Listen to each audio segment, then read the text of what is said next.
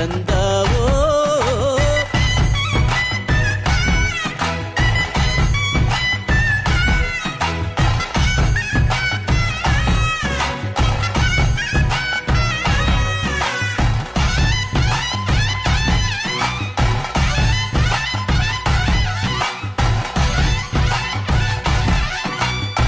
ಹೇಳ ಹೊರಟರೆ ಬೆಳಗಿನ ತನಕ, ಬಾಳ ಪಯಣವು ಮುಗಿಯುವ ತನಕ.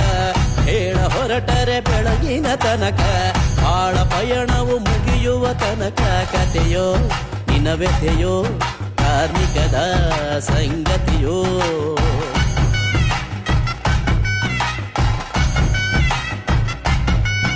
ಏನೆಂದು ವರ್ಣಿಸಲಿ, ಸೊಬಗೆಂದು ಬಣ್ಣಿಸಲಿ.